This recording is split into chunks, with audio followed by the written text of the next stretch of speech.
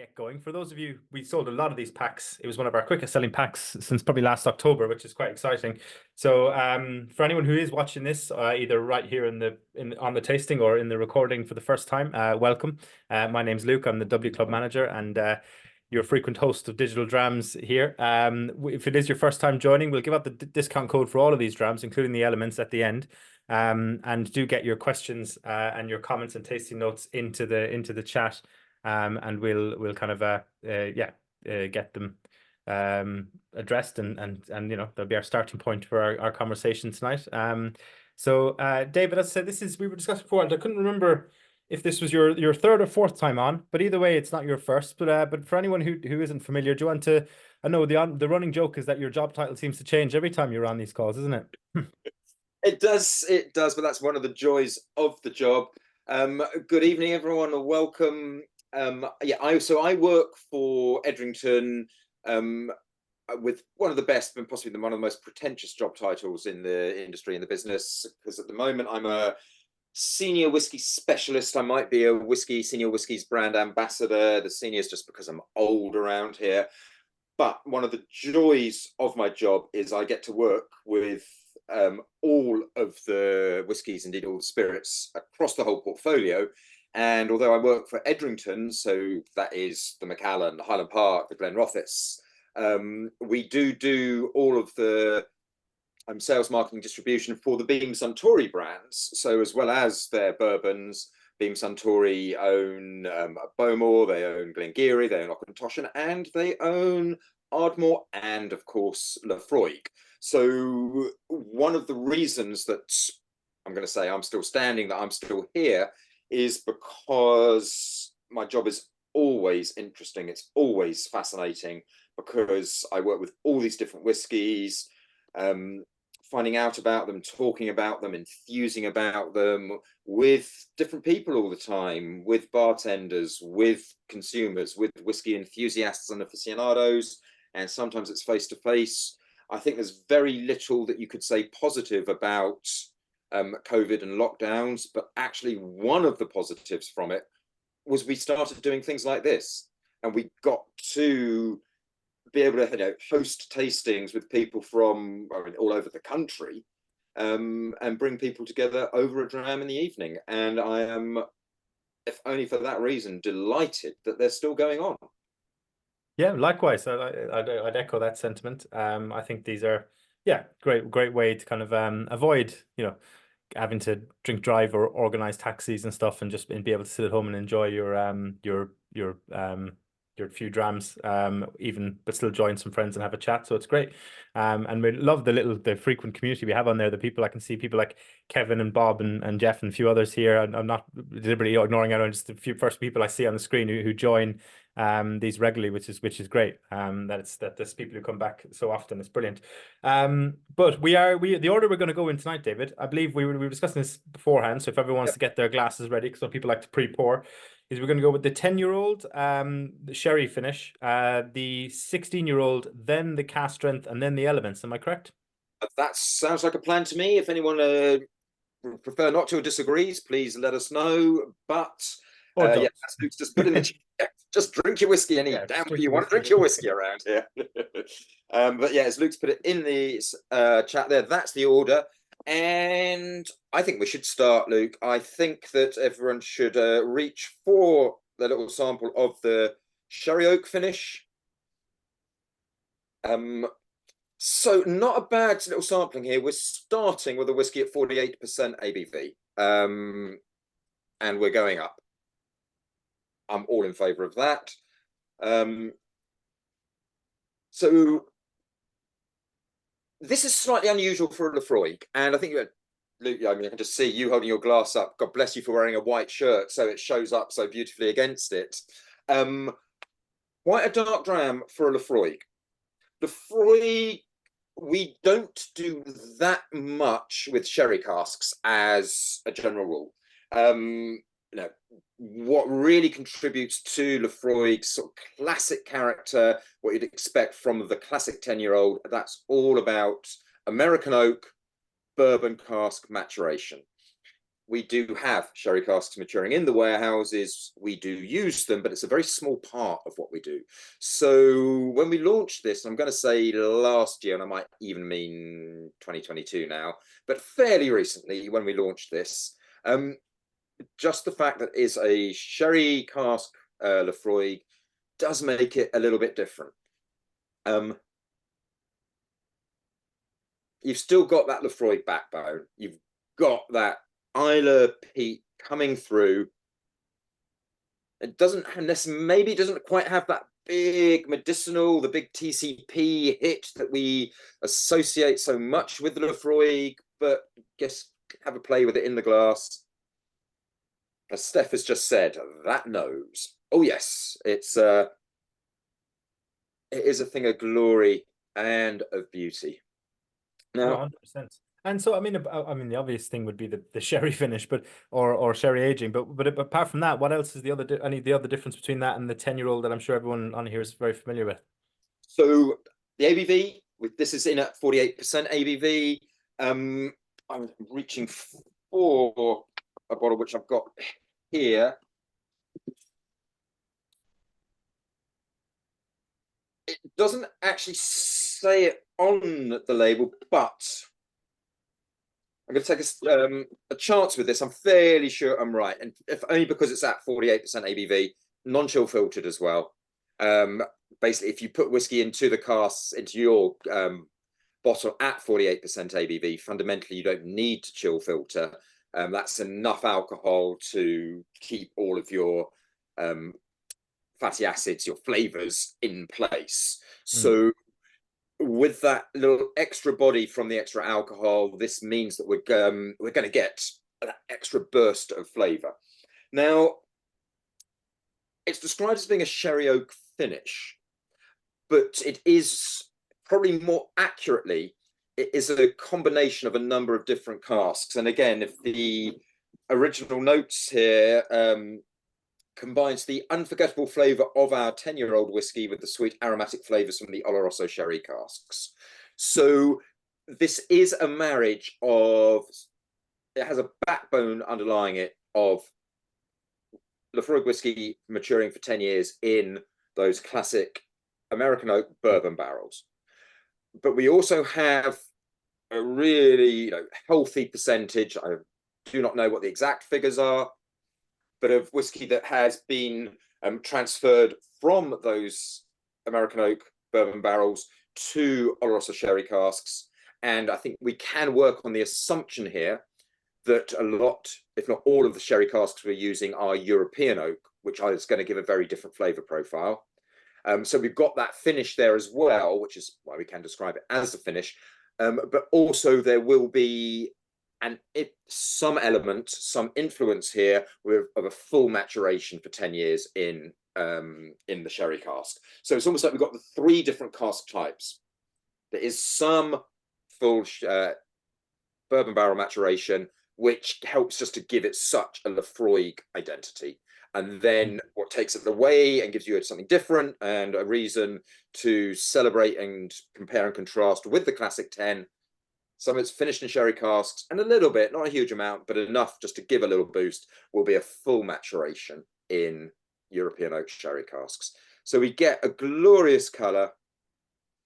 It has got that wonderful little extra, almost like a slightly honeyed sweetness, I think, on the nose. It's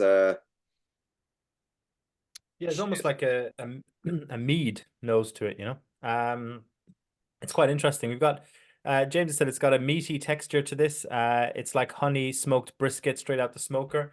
Paul says almost sherried color, quite different to usual. The Laphroaig, definitely sweet, nice. Kevin said there's a cracker. That's a cracker to start. Familiar though less pungent peat smoke, but sweeter than expected. Paul said the damp wood warehouse aroma mingles with the peat. Nice.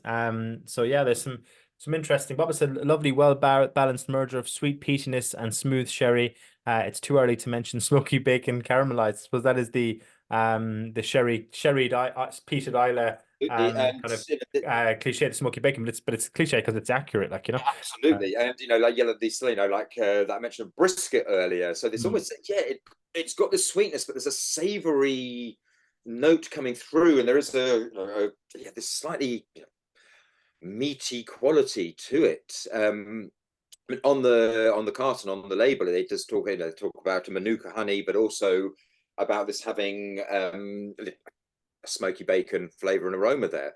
You know, you've got sort of hints of, yeah, maple syrup sweetness, and maple syrup, smoky bacon. I think, Luke, I think we found the perfect breakfast dram here, really, even though Yeah, it's 7:30 in the evening. You know, put all of those other elements together. This is definitely should have been drinking this on Pancake Tuesday, but yeah, no, it definitely is that kind of American style breakfast meat stack. The I suppose well, in terms of from a brand point of view, or maybe a marketing point of view, I don't know what's the right category for it, but what's the idea behind introducing this? I mean, like especially with a lot of brands who, you know, your very famous neighbor that also begins with L have their recent additions to the portfolio have been a lower age statement. Some brands are yeah. dropping age statements. You've obviously added a different element, but you know, with the sherry cask, but you've kept the age. What was the kind of what was the logic? What did you feel was missing, the gap in the market you were trying to fill? So I'm trying to desperately reel in what I should say, what I meant to say, what I'm gonna say around here. Laphroaig, we've got a weakness at Laphroaig, and the weakness is, which becomes apparent when you think about what we've got in these tasting kits. We don't have a lot of aged whiskey in the warehouses. So although we have got a 16-year-old here, you know, at the moment there is no Laphroaig 18-year-old. We do have a 25-year-old at the moment, but it's a very small amount of it that's out there. So we don't have the capability at the moment. He said, choosing his words carefully, because we are definitely and desperately building stock up and trying to make sure that we can do this going forward, to have a lot of incremental age statements. But what we do have is a variety of different cask types, which the age is very similar on them, but we've got enough sherry casks, water casks, these different cask types, all of which give a different influence on the flavour of the finished whiskey, which isn't related just to how old the whiskey is. So, yes, we have got the classic 10-year-old, and now we've got a sherry oak 10-year-old, and we've got another cask strength 10-year-old, which is in this tasting kit here. And then we have things like the quarter cask and law, so the non-age statement whiskies, which we're doing it because we've got the capacity, and judging by some of the comments here, we're making some great whiskey with this. We are slightly limited by we don't have the freedom that some other distilleries have of aged stock. We, I believe, somewhat unfortunately, and showing what can only be described as an incredible lack of foresight, sold off a lot of aged stock many years ago. Well, I say many years ago, just before the big upturn in, you know, real interest in whiskey and single malt, in aged single malt whiskey happened. So we're kind of playing catch up a bit. What I'd say, and trying to, you know, put a really positive note on this, and this, you know, and I'm happy saying this. We've got a 16-year-old we're going to taste. You know, I've got a 25-year-old Laphroaig behind me, which is a thing of joy and beauty. But one of the absolute pleasures of whiskey is finding the flavors and the excitement that comes about, which is not just about the age. It's not just about how old a whiskey is. It's about what casks have you matured it in. It's about what happened at the distillery, in the actual distillery character that we can play around with to create interesting, new, vibrant flavors here. Of course, age matters. It's always going to be a vital element of what we have here. but sometimes we attach too much importance just to the age, and being able to show that, you know, this 10-year-old compared to the classic Laphroaig 10-year-old, if all you're interested in is the age of the whiskey, then this shouldn't have so much of a difference in flavor. But oh boy, the difference we get because of the different cask types we're playing around with really, really comes through here. And that, I'm actually holding my whiskey up, Luke, against your white shirt on my screen so that I can enjoy the colour. But I suppose we know the big question then is, David, is the color is all natural, I presume, is it? Yeah. I am going to assume as much. Any, I believe, I believe that there is some color added to the classic 10. The justification is when we first launched a 10, there was some color, so we've kept it there. You might have a view on the need and necessity for adding color to a whiskey that we sell in a green bottle. There's a view there. Yeah, well, there's that, but there's also, I mean, I suppose it's we were discussing this, and Laphroaig came up in a recent tasting that wasn't Laphroaig related, but the 10-year-old is so ubiquitous. I mean, like in terms of even in Ireland, like bars I drink in that wouldn't even have a much whiskey selection. If they did, it'd be a few Irish blends, you know, not really whiskey bars. They'll just randomly have a Laphroaig 10. It's just everywhere.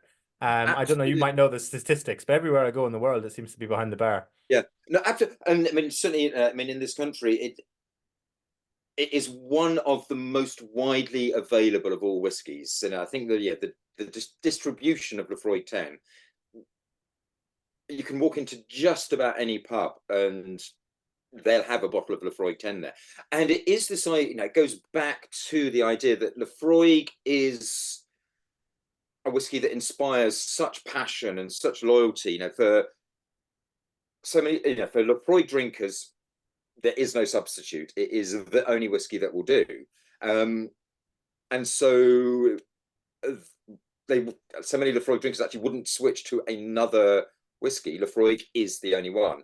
And pubs, bars, clubs, restaurants, if you've got a bottle of Laphroaig, you are going to sell it because there are enough people there for whom Laphroaig is the whiskey. The great thing about doing something like this is that I can say with, you know, absolute conviction, Laphroaig is the whiskey, but oh boy, we still have a real choice because we have all these different Laphroaigs that we can taste and we can really enjoy here. Yeah, well, I had a friend of mine, this is about 15 years ago, a friend of mine moved from Ireland from London to Ireland, and he was drinking in his local in rural Ireland, and I think they might have only had Jameson. They didn't really have a whiskey collection, and he said, "Look, will you?" Said to the owner, he said, "Look, if you get in a Glenfiddich and a Laphroaig, don't worry I'll drink them. You know, it might take me a few months, but if you get, you know, it's not going to cost you much. Get it from your supplier, charge me, I'll drink them." So the owner gets in his Laphroaig and Glenfiddich, and first night he comes in that Friday and he goes, "I got your whiskey for you." He takes it up from the bar. They have a dram, puts it up on the shelf. The next Friday he comes in, the Laphroaig's gone. And you remember, the bartender, the owner was like, he said, like, you know, never considered stocking this before.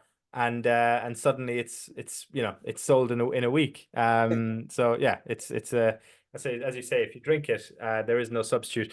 We've got some excellent tasting notes coming in and some comments. Kevin said, "I get what you guys are saying about the smoky bacon with honey or maple syrup. Great." And he's got a very clever comment. He said, "This is great smoky bacon. Bring on the cheese and onion." Kevin Wright says, "I've got a lovely lingering syrupy aftertaste. Anyone else got a lingering note of cold tar soap? Lovely, comforting and evocative." Those two taste notes are interesting, and maybe I'll come back to them on some of my thoughts on the 10-year-old cask strength when we come on to that one. But yeah, they are obviously yeah, very definitely there. Paula says, "Drying mouthfeel with the peat smoke, drying ever so slowly. Perfect opener for the night."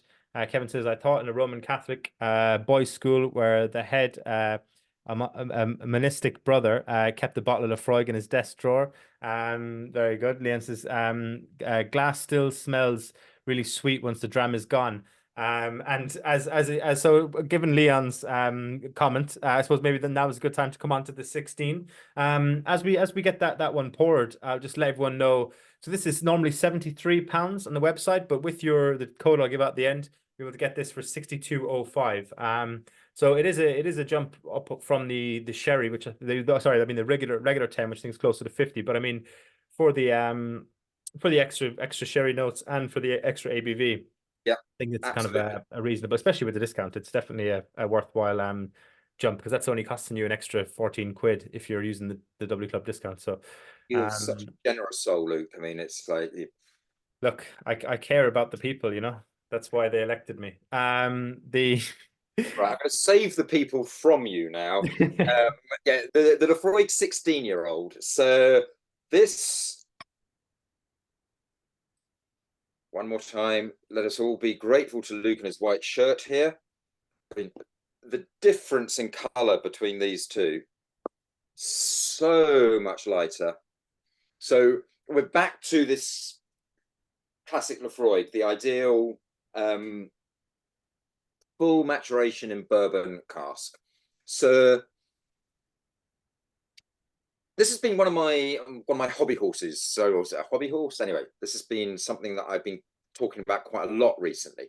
We talk so much about bourbon barrel and sherry cask when it comes to whiskey maturation, and it's slightly misleading because it, I think, places a bit too much emphasis on what the previous liquid was. And actually, what's really important, the biggest contributor to the flavor from the oak is the subspecies of oak that was there. So, although it's not a legal requirement, all bourbon barrels are made from American oak, from white oak, Quercus alba. And straight away, it's white oak. That's why, even after 16 years of maturation, and this is another 48% ABV, so the ABV is exactly the same as the sherry cask, we're going to get less color because it's been maturing in something called white oak. We're not getting less flavor, we're getting less color there. Now, the other huge contributor to the flavor that I think is more important than the previous liquid is the degree of burn that has been applied to the oak. So, old bourbon barrels, you've got to char them. That's what the law in the USA says. And yes, there are different degrees of char, but you need to have a char. Sherry casks, they get toasted. Because they have a much lower ABV going into them, they get a lighter degree of burn applied to the wood. We're still going to caramelize some of the wood sugars that are there. This is one of the huge advantages. This is why charred barrels are so good. But with the bourbon barrel, with this heavier char, that white oak also contains a lot of natural wood sugar there. We char the inside of the cask, we're going to get a lovely concentrated caramelization of those wood sugars. And even though the bourbon gets first dibs at pulling that sweetness out of the wood, 90% more of all bourbon casks are only going to be used for 4 years. So there's still going to be a lot of the sweetness there in the wood, and we're going to get that when we get our hands on the casks. So I love the lightness of the color here. 48% ABV, 16 years maturation, almost like a pale lemon, pale gold there. But it's like a yeah, lemon gold, like almost straw. It's a gorgeous whiskey though. It really is. It reminds me, there used to be a fair every year come to town, like with the hurdy-gurdies and all the different rides. And they used to make this like homemade honeycomb, like you get in the middle of a crunchy that you'd buy in little bags, and the burnt kind of gasoline-y bits from the edge that probably weren't even meant to make it into the bag. This reminds me of that in the nicest way, like it's like that kind of slightly burnt honeycomb. Could be that smokiness coming through. It's oily, it's sweet, it's gorgeous. We've got some great comments coming in there. Kevin says very much more subtle nose, having to search for the peat. Graham says yes, agree with the nose. Thought it was due to my sinusitis. Very subtle. Paul says, is there a different bottling than the one sold directly through Amazon a few years ago? What's the difference between those? no, I'm pretty sure actually it's the same. I think when we launched it, maybe Amazon had an exclusive when it first launched, but it's I'm fair. When it says a few years ago, Paul, as long as it's in the last few years, this will still be the same makeup of casks and everything. It will be the same whiskey there. Perfect. And pretty certain about. And Jeff Adams, not Bezos, says very clean on the palate, refreshing, and then complex. We've got a intrigued by, and I'm kind of agree. A couple of comments about the subtlety. Yeah, and yeah, it's not your sinusitis. But when you taste it, oh wow, do you get that peat kick coming through? And I feel, it's like, even going back, it's got a very different. It just shows how important that wood influence is here. Yeah, I mean, going back, the sherry comes through so much more. Like it's actually extraordinary. But yeah, I think peat wise, level wise, they're both quite similar. I think they're both compared to other peated Islas. Their Laphroaig for me has always been more peaty on the palate than it is on the nose. Compared to like a like a Lagavulin has, I think when you open the bottle, it hits you in the face a lot more. Yeah, or definitely an Ardbeg would. Mm. Yeah. So we're talking about the peat. We're talking, this is what a big part of the distillery character that Laphroaig has. We've got our own floor maltings. We don't have the capacity to peat all of the barley that we use, but generally speaking, we can peat about 20% or so of all the barley that we use. The barley that we buy in will come from the Port Ellen maltings, so it's going to be full Isla peat certainly whenever possible. But because we have this element of peating that we can really control ourselves, peat dug from the bogs just on the other side of the Dalton Road, just the other side of the road from where the distillery is. And I think really importantly, one of the things that we can do with the barley that we're peating ourselves, we do talk about the cold smoking.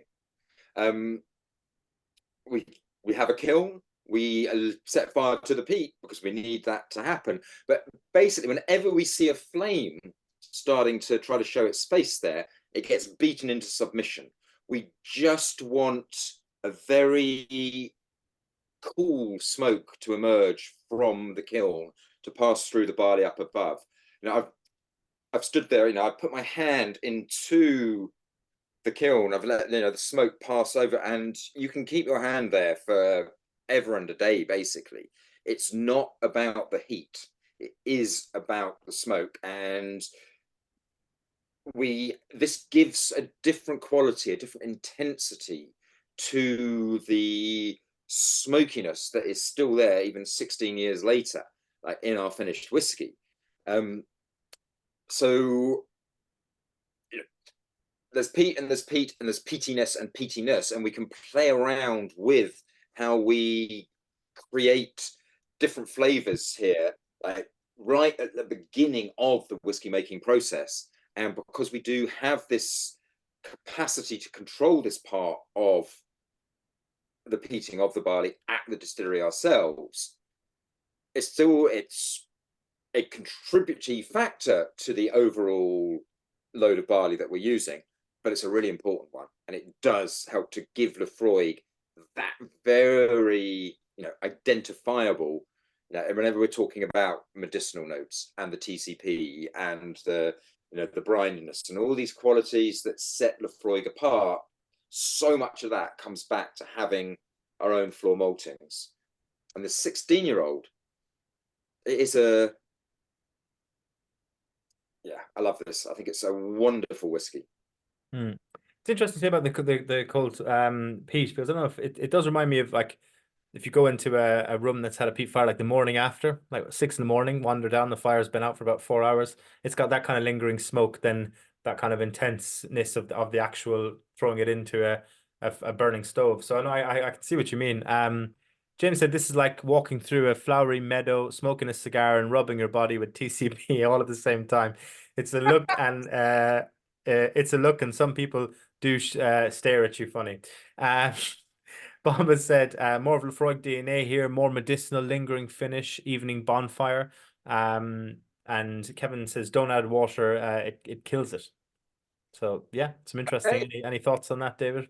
Well, I'm not going to argue with anyone who says don't add water to their whiskey. What I will just throw into the equation here, just to start an online fight here. I've got my little book of notes because I was having a chat with Barry McAfee, the distillery manager, to for when we get on to the elements towards the end. And I've actually got a quote from him here. So Barry's saying, "Water is Laphroaig's best friend." So there is just an opposing viewpoint there. I would agree. Oh, this. Sorry. Even as I picked up the glass, it's that slight creamy honey coating of my mouth from the previous sip is just sitting there in the mouth. Finish on this. I love the comment about more of the Laphroaig DNA here from Bob. More medicinal. This is more reminiscent of that of classic Laphroaig, and that's because we've gone back to an expression which is all fully matured in those bourbon barrels. So we get that. I think you do get those little hints of the slightly exotic. We're edging into a bit of tropical fruit territory here. It's not a huge amount, but it is a glorious dram. Can I start a rumor? Can I, say things that I probably shouldn't say? But hey, I've had a couple of sips of whiskey, and You've been my guest. I pretty much managed dry January, and I've been a responsible drinker so far in February. And what that means is that when I have a few sips of whiskey, hey, it's possible that Laphroaig might be looking to launch an 18-year-old, go back to launching an 18-year-old sooner rather than later. Interesting. This year, I hope. You're not recording this. I know you're recording this. Just blank that bit out. I don't want to be held to ransom. Well, because it's funny you said that, David, because I was gonna say, with the 16-year-old, why, just to spite your neighbors, why didn't you just wait and call it a 17-year-old and be like, because we're not that sort of a person, we're friends along the Kilgalton Road. I'll have around here, and also because frankly, we couldn't wait. We needed to get a slightly older whiskey out there, but I think the 16-year-old is gorgeous. There was an 18-year-old Laphroaig up until, I'm going to say 5 years ago, so I obviously mean 8 or 9 years ago. We've been building up the reserves. We're building up the stock. We've now got the stock in place that we can have a Laphroaig 18-year-old. That previous 18-year-old was just such an outstanding dram of whiskey. I love this 16. I really do. And all it makes me think is, dear God, how good is the 18 going to be when we do it? But I'm also fairly sure that if we do get to launch an 18-year-old, we will take the 16-year-old out of play here, because we want those stocks to mature to be the 18-year-old of the coming years. There's a good rumor for you, everybody. There's something that I've started. There you go. You heard it here first, folks. No, that's exciting. And I suppose calling it a 16-year-old, though, I know obviously I was being facetious, but it does draw the obvious comparison, Yes. So yeah. And I remember the 18. It was a cracking dram. Yeah. And that other distillery's 16-year-old is one of the great glories of single malt Scotch whiskey, without a doubt. It is a thing of absolute beauty. So yeah, in some ways it's a bit cheeky us doing a 16-year-old, because boy, you're setting yourself up against a great whiskey there. 18 is a magical number in Scotland, isn't it? And I think there are some good reasons why 18 is the figure. I'm really looking forward to that happening, but I'm also very, very happy sipping on a 16-year-old while we still have it. Marvelous. Devon has said, is the 18 in conjunction with the 16 or the 16 discontinued? But you've obviously just inferred that it will be that the 16 will kind of disappear after that. Yeah, and Belendra is actually a member of the United Nations here. Both 16-year-olds can live side by side. Yes, amen to that. Yes, 100% agree, Belendra. Yeah, that's. Andy says, finish the 18-year-old in sherry casks. Oh, I do not know. Okay, I'm going to hazard a guess, and you can hold me to this. I would imagine no. I'm going to guess that they're going to go for a more classic Laphroaig profile that will just be about the American oak, the bourbon barrel influence, and I I've said it out loud, and I'm waiting to get shot down by a press release that says that it's going to be finished in sherry cask. It would surprise me slightly if that happens, but I know this is going to come as a shock to you, Luke, but I've been wrong before. Brilliant. Well, I mean, Paul has given us a warning saying, just don't be pumping the 18-year-old out at prices similar to that fellow Isla Distillery's new 18-year-old at £150. So, you know, not in the cost of living. I am fortunately going to actually be able to. I hope I'm. Well, I'd hate to upset Paul. This is not what I'm here to do. Pricing has got nothing to do with me whatsoever. I cannot stress that enough. I get no say in this whatsoever.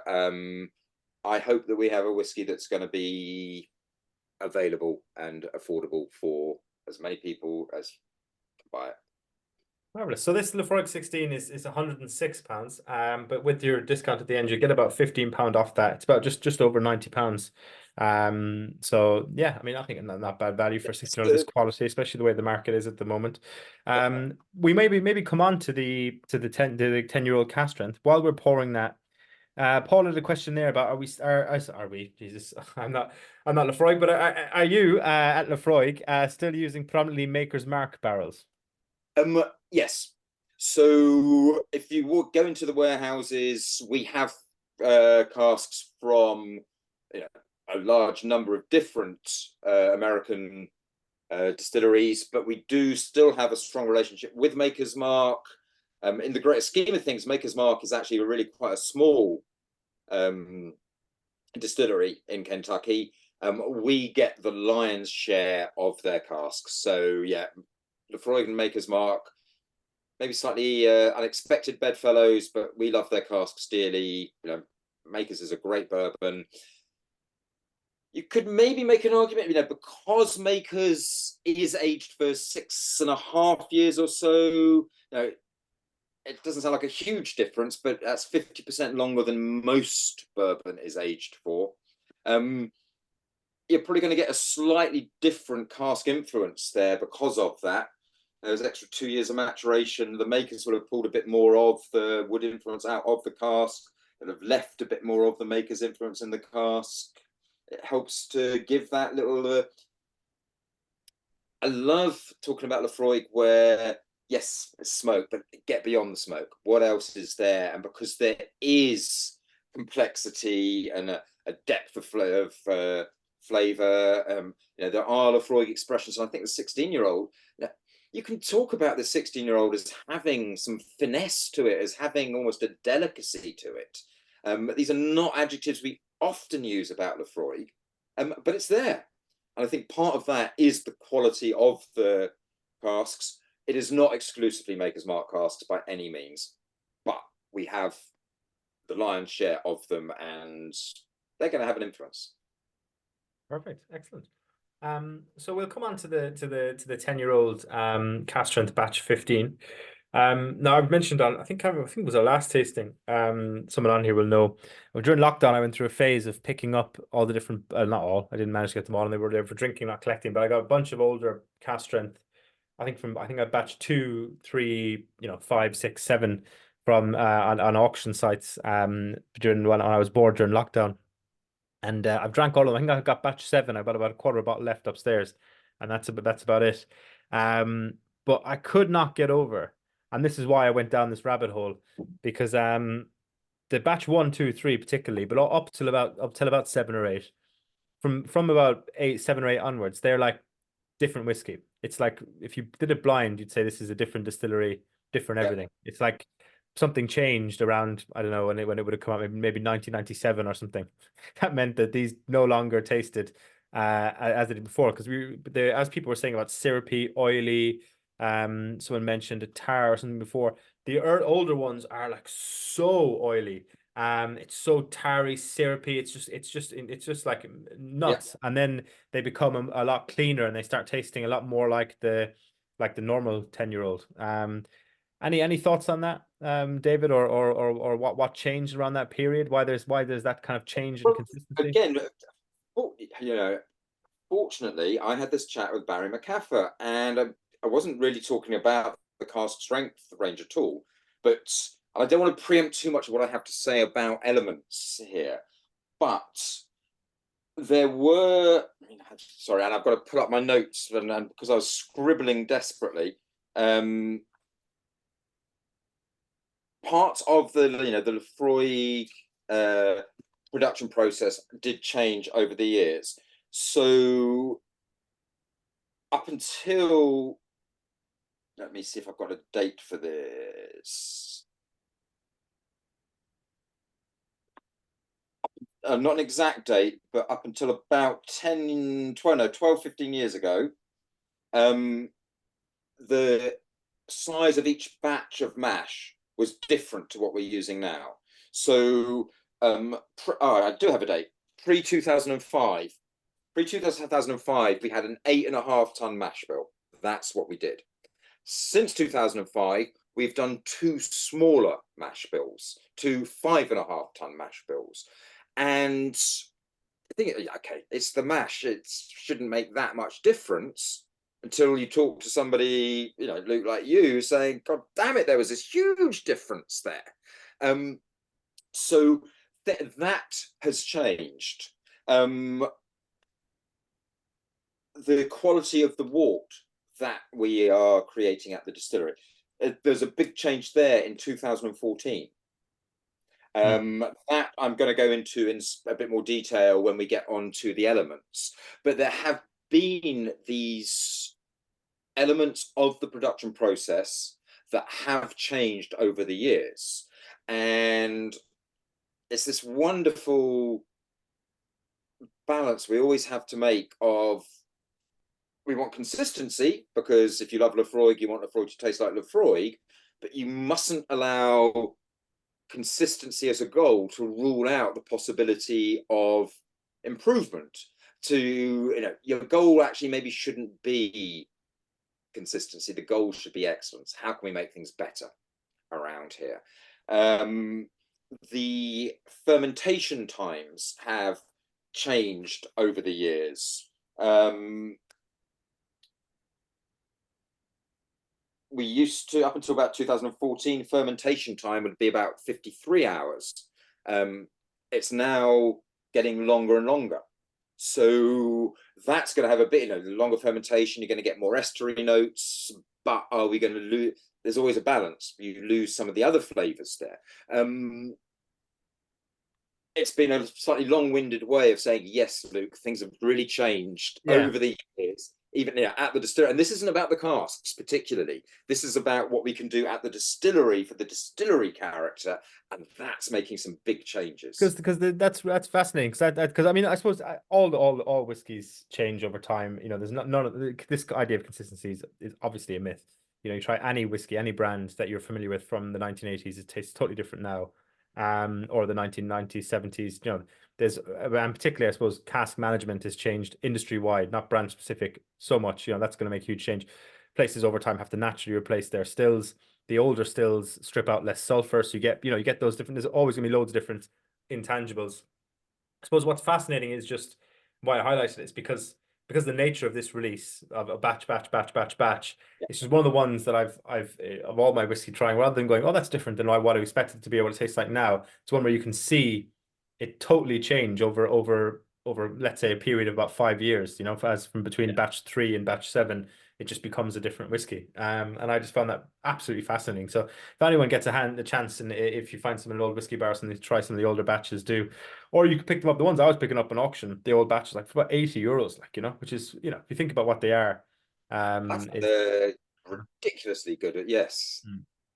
So no one's given their opinion on this yet, though. So do get them in.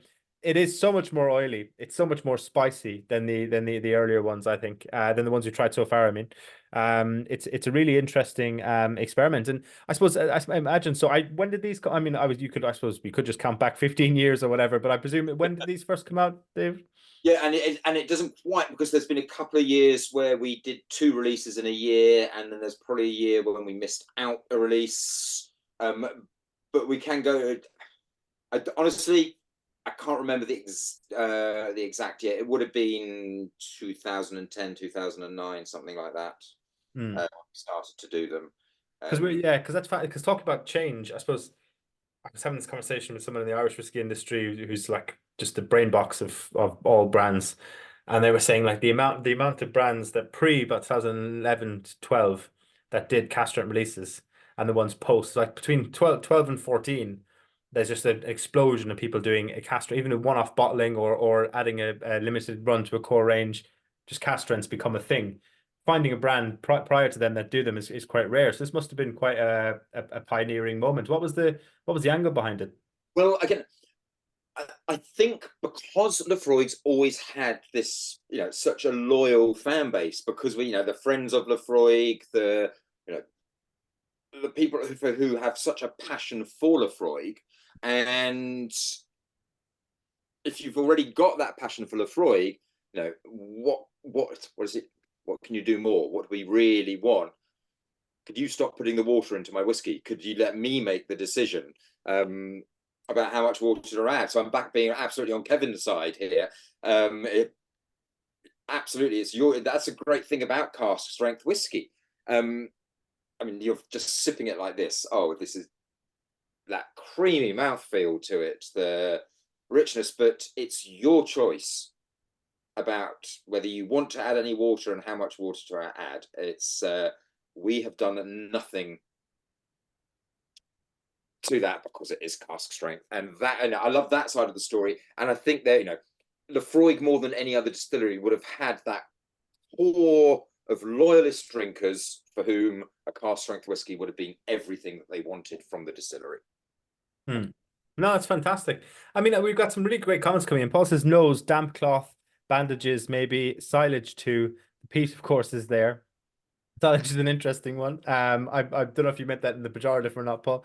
Leon said really nice marriage of increased ABV and peat. Tony says a splash of water transforms it. Wood, touch of smoke, salt and earthy. Earth less meaty, definitely less meaty than the 16-year-old, yeah. Or the 10-year-old sherry, sorry. More depth, woodier, leather, peppery, rugged in a rather good way. I mean, Bob, rugged is a good way. You see all these lads in their checkered shirts with their muscles bulging. That's the rugged look. It's very popular these days. The nose is evocative of burning heather, very pleasant on the palate. A real peat smoke, medicinal hit, plus ginger / pepper, very warming. No, it is. I mean, rugged is the right word. It is kind of, it evokes a lot of that kind of classic Laphroaig kind of Isla imagery, more so than maybe the first two do, I suppose, and especially as you were saying about the first one being a very much departure from the Laphroaig's kind of classic style. You mentioned there, David, the friends of Laphroaig, and there was the whole you could buy a square foot of peat or whatever. And there's obviously the iconic tagline, what is it? Dividing opinions, and all that. Can you maybe tell us a bit more about that kind of history and that side of things? So yes, so now I can do it. So every carton of Laphroaig has its little fold out piece of paper inviting you to become a friend of Laphroaig. These cartons, this is something, these are going. We said desperately looking for his cue around here. Excuse me for 1 second. Take your time. The Laphroaig, the 10-year-old and all Laphroaig, so is going to get switched to a cardboard carton like this. This is totally recyclable. Although these cartons are rather lovely, the top and bottom, you'd have to cut them off to recycle the cardboard there, so they weren't getting recycled enough. As with every distillery, we are doing everything we can to reduce our carbon footprint, to increase our sustainability. So this is one of the ways that we're doing that. So now you can still become a friend of Laphroaig, but also it sounds like it couldn't be that much, but that much extra paper for however many tens of thousands of bottle of 10-year-old Laphroaig where there are every year mounted up. Now your invite to become a friend of Laphroaig is just on the new carton. When you become a friend of Laphroaig, should you be visiting the distillery, and if you haven't, please come visit the distillery. It's glorious, it's wonderful. Never forget that Laphroaig means the beautiful hollow by the broad bay. It is a rather glorious setting. Come to the distillery, do your tour, in the visitor centre, tell us that you're a friend of ours, and we will give you a dram of whiskey. We'll give you a dram of the 10-year-old, but we're not actually giving it to you. Oh, look, that's brilliant, Bob. Ditch the carton and put the invite on the label. Bob, you were thinking for us. You must have been one of the planners. It's there. We've done it. Carton, as you just put it straight on the label. Okay, yeah. On the bottle label, I think he means. Label. Okay, damn it. Okay, we're nearly there. Now, come to distillery. We'll give you your dram, and we're not giving it to you. We're paying you your rent. Because when you do become a friend of Laphroaig, we give you 1 square foot of the peat bog on the other side of the road, and it's yours in perpetuity. Now, you can't do anything with it, people. You can't sell it. You can't build on it.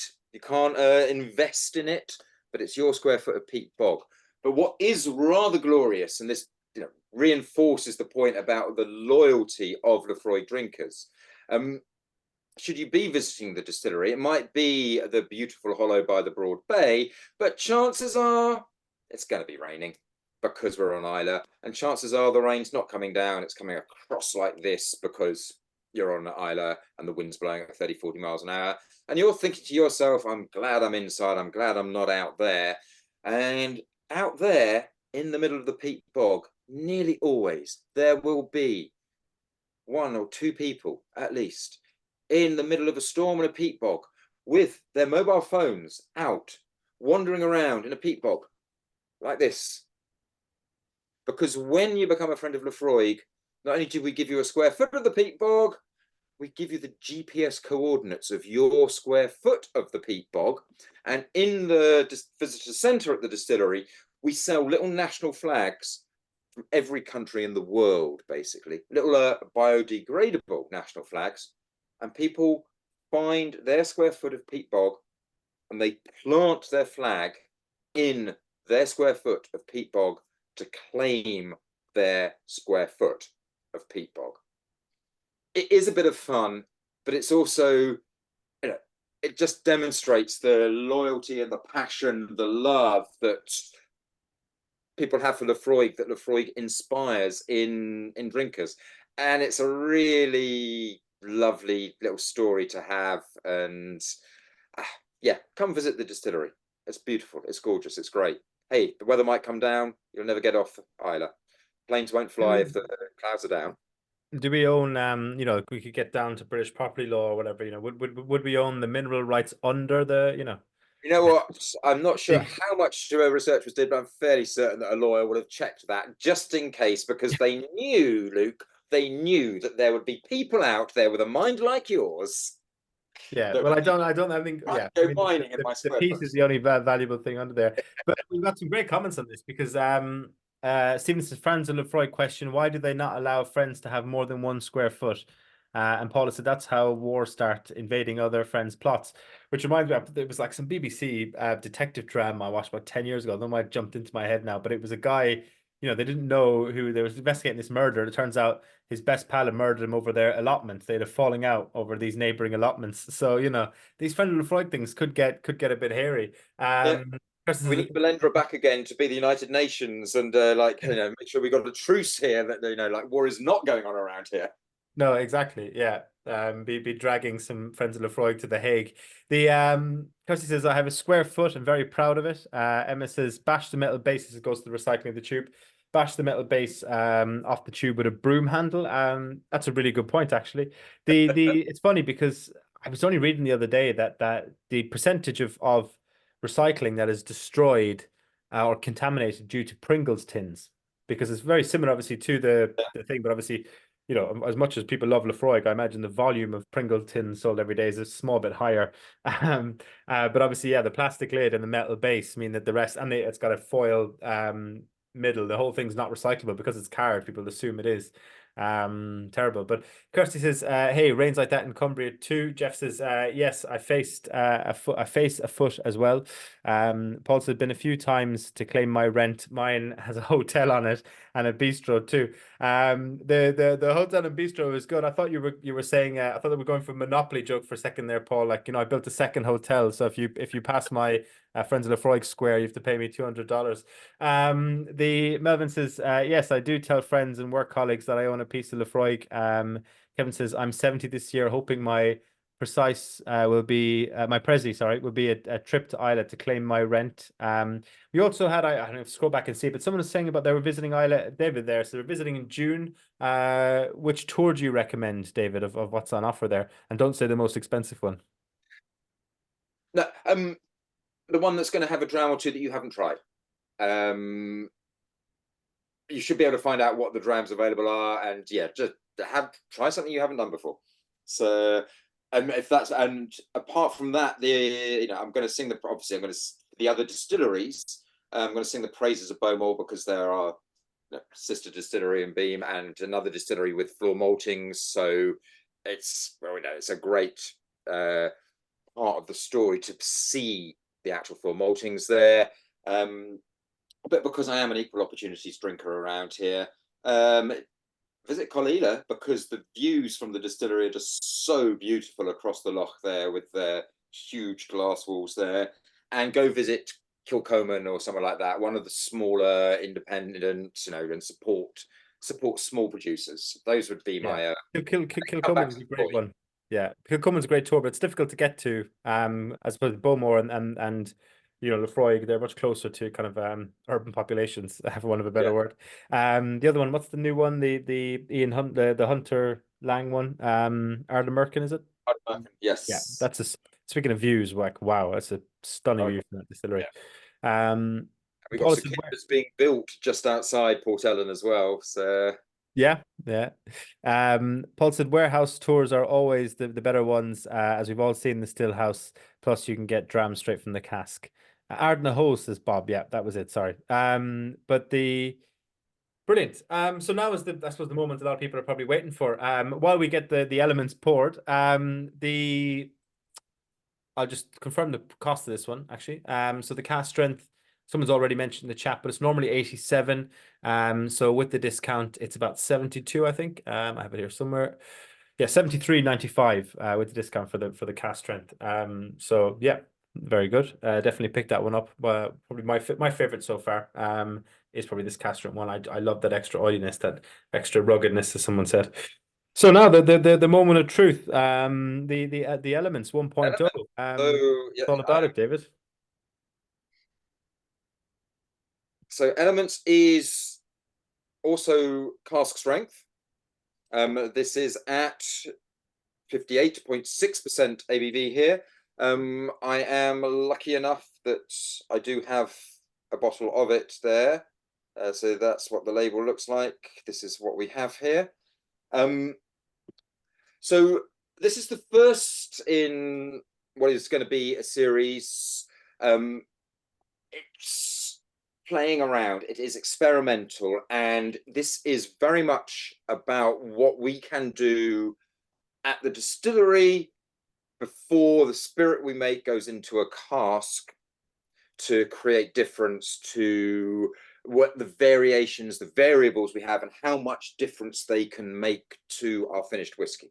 So it is matured in oak, of course it is, but that's not the driving force behind this whiskey. It's what we can play around with.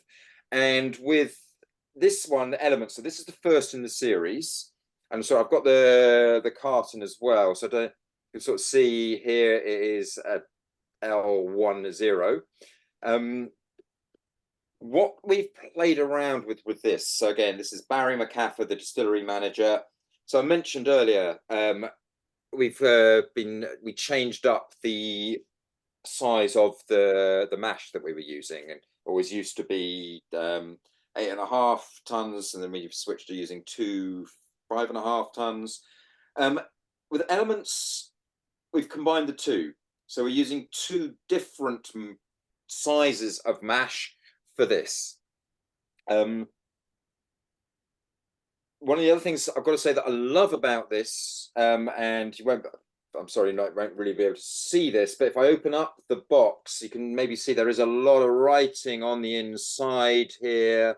There is a lot of detail. There is a lot of transparency here. So it says at the top, we've used both an 8.5 ton mash and an 11-ton mash, so the two 5.5s put together. That's there. It tells you what yeast variety it is we're using, which is liquid Maori. Now, that's nothing unusual for Laphroaig. That's not the big point of difference here. But the mash bills here, the barley varieties, we're telling you what they are, and it is both concerto and optic. I'm going to hazard a guess, because we've got barley that we have malted ourselves at the distillery. That's going to be the concerto. The optic will have come from Port Ellen. I can be this precise about the balance of the malts, the malted barley from those two sources. The barley that we have peated and malted ourselves at the distillery makes up 14.9% of the total of the barley. The barley we've got in from Port Ellen for this is 85.1%. Whether it would really made a difference whether we went to 15 and 85, probably not. But there is that openness about the information with this here. And the really big variable that we played around with in the whiskey making here is the wort. So I mentioned we always used to, pre-2014, we always had a very cloudy wort. Since 2014, we've gone for a clear wort. The outer arm in the mash tun, basically just an extra revolution or two of that really helps to clarify the wort. You've got a balance going on here. The balance going on here is, so sorry, I have to look at my notes for this. With a clearer wort, you get more of the tropical fruit notes there, which will come through with an older whiskey, but you are losing some of the phenols. You're losing some of the smokiness there. With Elements, we've got a combination. We're using a pre-2014 style cloudy wort. We are combining it with the post-2014 clear wort, and we've got a combination of the two, so like a semi-cloudy there. But this means that with the Elements in particular, because we've got a bit more of this clear wort influence, we're looking for a bit more of the tropical fruit coming through on this. It's got a lovely... It's the first time I've actually tasted this, so really? No, it's quite interesting. It's got a dryness to it. It's got a bit of a cardamom flavor. Although some interesting notes already coming through. Kirsty said experimental ? Tastes exactly like tastes classically Laphroaig. Sorry, not exactly. Kevin says classic note of peat, but interesting notes of tropical fruits in there. Paulus says nose his toffee quite up front, quite different to the others. Bob said the elephant in the room is the price point ... age ? But Paula said you don't need to know the age if it tastes great. I suppose the price point for this is 175, but with your discount tonight, which is WS16LE for Laphroaig Elements, which will get you 15% off all the drams you tried tonight. It's you'll get this for 148. The interesting thing is as well, for a limited time only, which is launched tonight. I think there's an email going out about it tomorrow, but it's already live for you guys, is that for everyone who purchases a bottle of this between now and the 29th of February, you get signed tasting notes from Barry, the distillery manager from Barry McAffer. I was going to say McCaffrey, but he's actually a Gaelic footballer from Monaghan. So you get that. Now, the only thing to note with that is that they arrive in our warehouse on the 26th of February. So if you order this today, it'll be dispatched tomorrow, but the tasting notes will be posted to you separately. So you will get them. They just won't arrive with the bottle. So just a note there. But any orders placed after from the 26th February onwards will come with the tasting notes in the same package. So if you do order it, and you're like, where are my tasting notes? That's where it is. So yeah, that's exciting. Any thoughts on some of those tasting notes so far, David, or anything else? Tasting notes. So with Elements, and this is going to be a feature of the range. This on the back of the label. Basically, there's a code. There's a little code. He said, trying to find his camera, missing. There's a little code at the top here. There. So I'll read it. Actually, it's in brackets, and it says 5932574/TF. As our baseline, you can take it that for a classic Laphroaig 10-year-old, the code would be 55555. And every aspect of this code is based around how much it varies from classic Laphroaig there. So the first number is about the malting. So where 5 would be our mid-range, 9 is the highest amount of Islay malt used, and a 1 or a 0 would be the lowest amount of malt used. So with because this is 49% of our own floor malting, that's pretty standard. 100% Islay malt, so this is all about this being Islay malt used in there. So that's why we got the 5.9. The mashing. So this is the second. This gives us a 3 because the average mash tun is smaller than that of the 10-year-old. So we've taken that down there for this one. The wort clarity. We've got a semi-clear wort. This takes this down. That justifies the 2 there because that's how different it is from classic Laphroaig 10. Our fermentation time for this is 55 hours, which is a 5 because that's the same as the 10-year-old at the moment. Distillation gets a 7 because we're using all 7 stills. At the Laphroaig distillery, remember, we have 3. It was slightly unusual. We've got an odd number of stills. We've got the 3 wash stills. We've got 3 spirit stills, which are all the same shape and size, and 1 slightly oddball spirit still that's a different shape and size there. And then maturation, this comes in as a 4 because we've got 2 types of oak cask and 2 cask sizes. So the 2 types of oak cask, this is going to be, I'm almost certain, I'm sure I did take a note, it's all American oak, it's bourbon barrel. Some of them have been refashioned to be hogsheads here. So they are ex-bourbon casks refashioned into larger casks, as well as the bourbon casks. And then the TF is tropical fruit, because that is the flavor profile that we're going for here.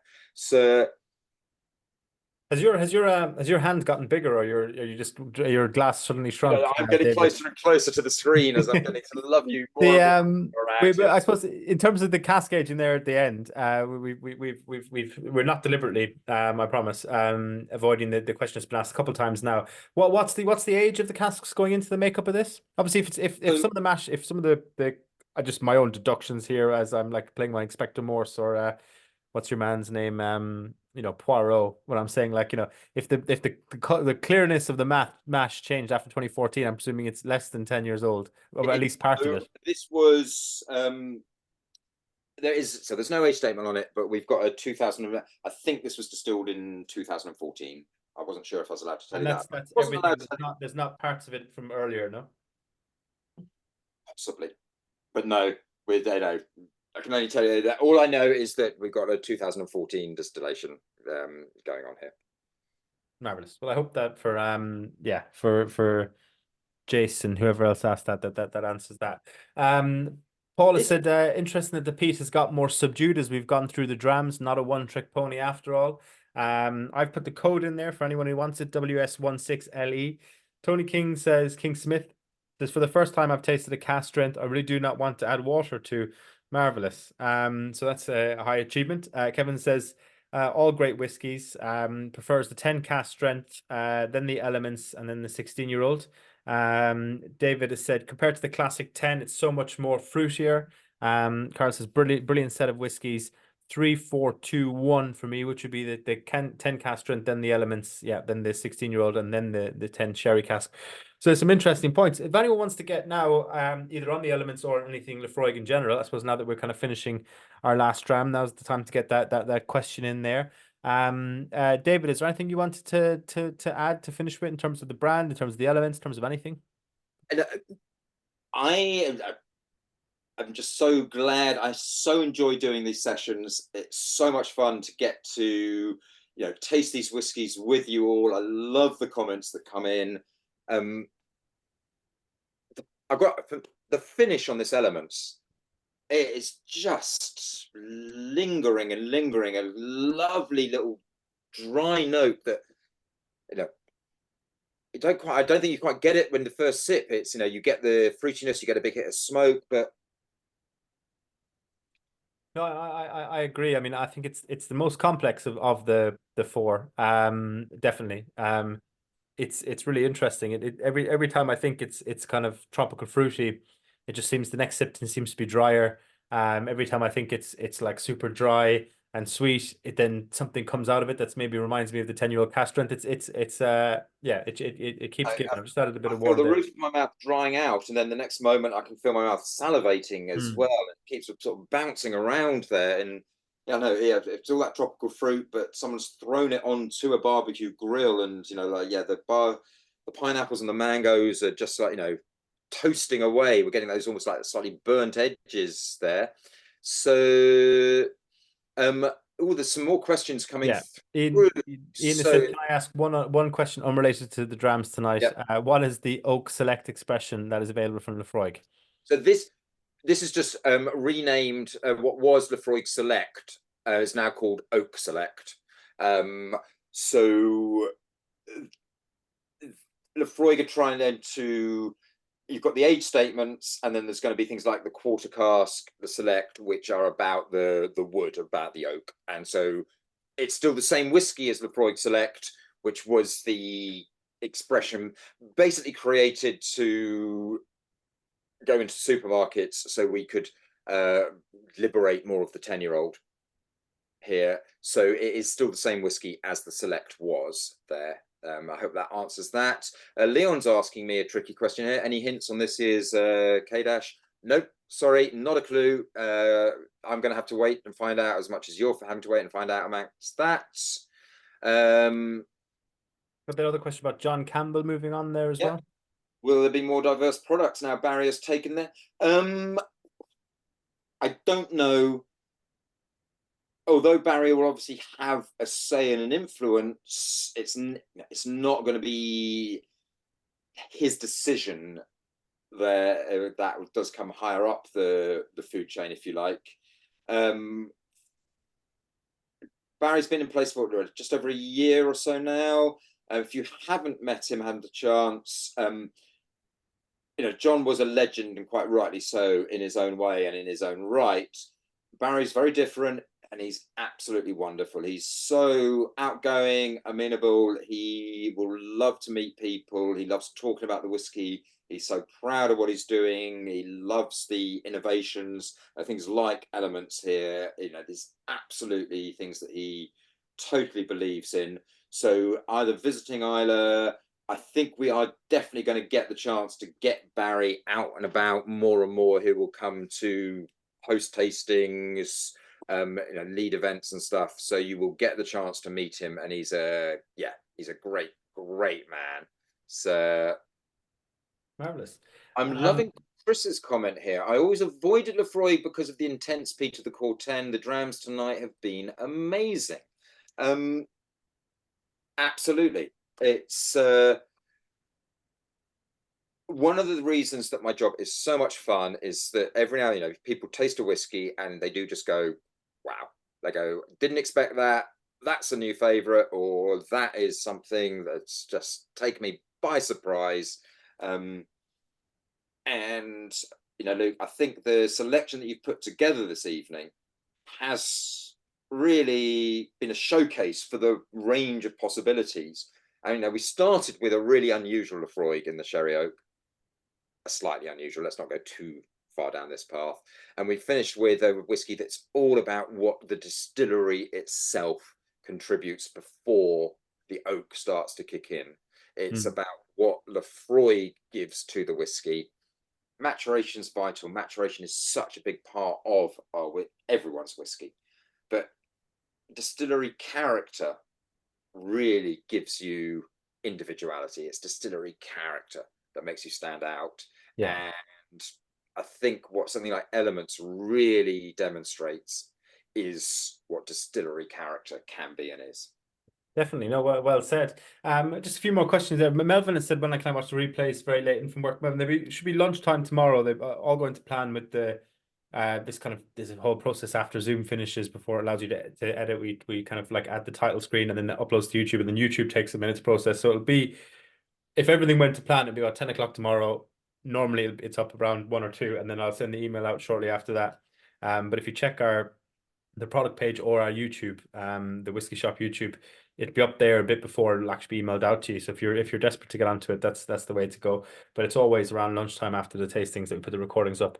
David on the thing, it said 2-4 for my wife, and this is in terms of preference of the whiskey. So 2 being the 16-year-old and 4 being the elements, and then for him 4, 1, 3, and 2.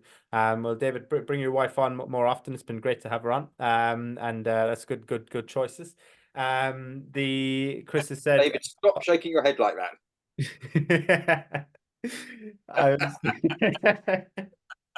um, Bob has said try Laura rather than Select. Laura was actually meant to be originally on this tasting. I remember if you were in that email thread, David, because as you were saying, it was actually your colleague Sarah who put it together this tasting in terms of the lineup and everything. But Laura was originally on there, but there was just an issue. You might be out of the floor, Laura, at the moment or something. It was an issue getting it into the warehouse. I think it will be back in stock soon, but it was just a case of not in time for this tasting. So yeah, Laura was meant to be on there originally. I've tried Laura a couple of times. Gorgeous, gorgeous whiskey. Highly recommend. There was that talk earlier about Elements not having an age statement. I mean, Laura's an example of why whiskey doesn't need an age statement. Melvin says, like it says in the box, very mild for Laphroaig. Paul says, don't rock the boat too much. Then, I mean, that's a reference into. I'm not sure what that's a reference to, but it could be the distillery manager talk. The quarter cask is very tasty. Kevin, another age statement I mean, that one, I remember that, I think, did that come out around 2017 or something? I remember that appearing and Yes, being, yeah. if not Um, even a little bit before. It's one of my favourite Laphroaig Drams, quarter cask. Gotta say, it's everything you could want from a Laphroaig, intensified, concentrated. It's a little powerhouse of beauty, the quarter cask. because yeah, I picked it up. I think maybe it still is. There's so many whiskies in the world, but it was a duty-free exclusive. If it's not still, wasn't it? Yeah, certainly it stopped being that fairly quickly. Okay, yeah, but that one, I remember picking a liter bottle up, put it in duty free when it was. I think it was an exclusive originally, and I just thinking it was brilliant value for money. Um, But yeah, there's Triplewood also very nice. The Andy says all of these drams, maybe it's Triplewood that was the duty free exclusive, can't remember. All of these drams broaden the Laphroaig experience from the ubiquitous 10 for people who didn't know beyond the 10, then can point to them at these which offer a range but are distinctly Laphroaig. Well said, Andy. Tony King Smith says excellent tasting, changed my perception of breadth of Laphroaig. The Cardias, Triplewood was my favorite Freud ever. Looking forward to what Barry brings out in the coming years. Cheers, Dave and Luke. Some great points there, David. Anything jump out to you? I'm loving these comments. I'm loving for so many people. You know what? So many people, it seems, have weren't familiar with Laphroaig beyond the 10 or even that, and you've come into this tasting and tasted these drams with us. And that's what these should be about. You know, it's an opportunity to try things you've never tried before. You're giving yourself the chance to be surprised by stuff, and this is what makes life just so much fun. You know, I'm an old man who's been around doing this for a long time, but you know, I get to taste whiskey. Like I say, I had not tasted Elements before now, and you know, it's just like such a joy still to be able to taste new things and be able to share the experience. I just had another little sip of the Elements there, and I'm getting so almost like a little menthol kick on it. I'm getting cloves coming through on it. It's changing from what it was the first sip I had 5 minutes ago. It's that's a whiskey with so much going on in it. It's glorious. Yeah, no, 100% agree. There's some very kind words coming in, and some other good comments. But thank you everyone for joining. We'll have another tasting on sale probably, I think it'll probably be Monday or Tuesday, but it'll be on, and then there'll be a lot more coming after that. So David, thank you for joining us. It's been an absolute privilege to have you on again, and I'm sure we'll have you on again. I believe talking with Sarah, there's a couple of tastings that you maybe, I think when the new there's a couple of new whiskies coming down the line. I'm not sure what I can say and not say that are within your portfolio that we will be tasting on future tastings this year, and I Just keep people believe on you're. tenterhooks for a moment or Yeah, two. I'm assuming you will be on for those events, is what I'm saying. So I expect everyone on here that we will have David on at some point in the next let's say 2 to 6 months. So thank you everyone for joining. Thank you for being a member of the W Club. This was a 100% W Club exclusive tasting. So thank you for everyone for being a member and for being on here. And yeah, we'll keep an eye out for the next tasting and hopefully see you again soon. If there's anything that we didn't address in that came up in the comments we missed, or that you're watching the recording now, listening to this, and you're like, oh, I wanted to ask David that or Luke that, just send an email to the link you got the Zoom link from, and we'll get questions answered for you. Thanks again, David, and thanks again, everyone. I hope you have a lovely night, and we'll talk to you soon. Thanks so much, Sanj. Thank you very much. Slán, we'll see you. And Slán a while, as they say.